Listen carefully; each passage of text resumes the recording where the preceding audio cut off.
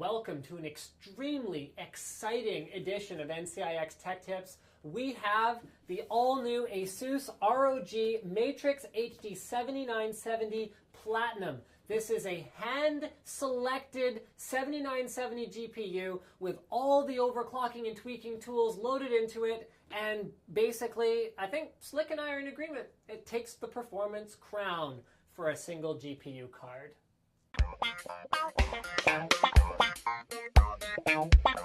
Let's start with a close look at the physicality of this beast. The first thing you're going to notice is the triple slot DirectCU 2 Matrix cooler. So this has a massive aluminum sheet of fins over top of the entire card. Plus, it's got 3 heat pipes going the one way, 2 heat pipes going the other way for 5 heat pipes total covering the card. The cooler uses dual 100mm fans. It has a full backplate on the back of the card, which looks absolutely amazing with a brushed aluminum finish and the ASUS branding in the correct orientation, which is actually a big deal when you have it installed in your case.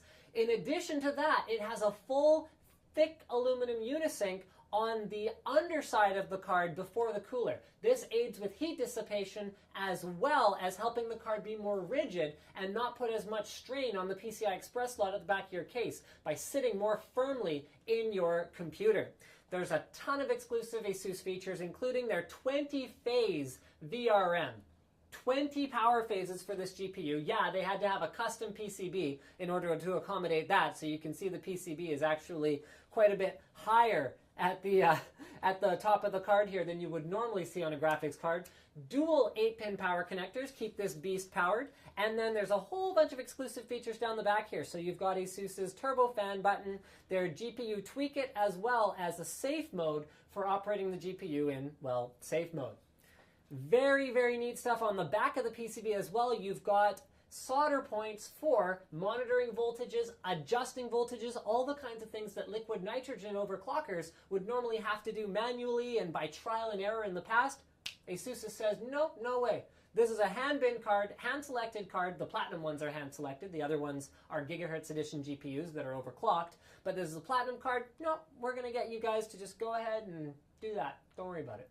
Now, there are a couple things that I want to go a little bit more into depth in. One is the fact that it uses not just standard solid capacitors. It used to be solid capacitors was the big marketing point that everyone wanted to talk about, solid capacitors. Now we're talking about specific Japanese-made Nikon GT series solid capacitors. We're talking up to 5 times the lifetime and better tolerance for higher temperatures. So this card pretty much doesn't die. That's what it comes down to.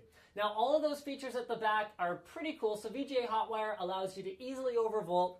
That's on the card. Tweak It allows you to use the onboard buttons to just physically adjust the voltages by just pressing the plus and minus buttons, which is very cool. Turbo Fan allows you to run the fan at 100% speed for maximum overclocking if you are overclocking under air, and then safe mode takes you back to defaults with a clear CMOS type of effect on the graphics card itself. Last really cool thing about this card, okay, it's got 3 gigs of memory, which means it's great for surround multi-display configurations. It has the horses to drive it. It also has the connectors to drive it. It has dual DVI and quad DisplayPort outputs, meaning it can drive 6 displays natively without any adapters as long as they're DisplayPort compatible. Now, all of this is just theoretical until we throw some actual numbers at you.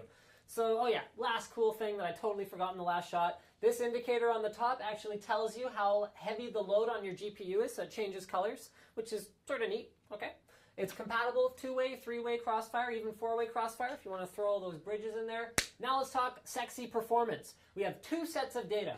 One set of non-overclocked data and one set of overclocked data. So we're comparing this card against a 7970 reference card. This is not a Gigahertz edition. There's nothing special about it. Just a plain Jane 7970. We are also throwing into the mix MSI's GTX 680 Lightning, just to find out with the very latest drivers what is the fastest single GPU you can buy. At stock speeds in Battlefield 3 at ultra settings, the 680 Lightning steals the show, but you can see the 7970 Matrix is about 15% faster than a reference card right off the bat. When we throw overclocking into the mix, the difference kind of narrows a bit, but the Matrix does perform in the real world at maximum overclocks, maximum voltages. Slick was working at this for over a week to achieve much better results than a reference 7970, and it even surpasses the 680 at its maximum overclock. Remember, this is Lightning Edition. This is high-end 680, not like Jokes 680. All right, Witcher, not that any 680 is Jokes, but you know. Now Witcher 2. So Witcher 2, please note, guys, the graph is a little bit misleading. These numbers are all very close together. It starts at 32, so just bear that in mind. Look at the numbers. So the 7970 Matrix outperforms the reference card by about 10%, you know, give or take, a little bit more, 12% again, and outperforms the Lightning. Well, they both outperform the 680 Lightning in this case. Then when we dial it up, they get pretty close. However, I think you'll see in our last game, this one's back to normal scaling, by the way, folks. When we get back to this one, we see, again, a 10-15% difference in Metro 2033, even when both cards are overclocked to the max. So, all the technology that ASUS has built into this graphics card, does it make a real-world difference? The answer is yes. Thank you for checking out this NCIX Tech Tips showcase on the ASUS Matrix 7970. Don't forget to subscribe for more videos like this from your favorite e-tailer, NCIX.com.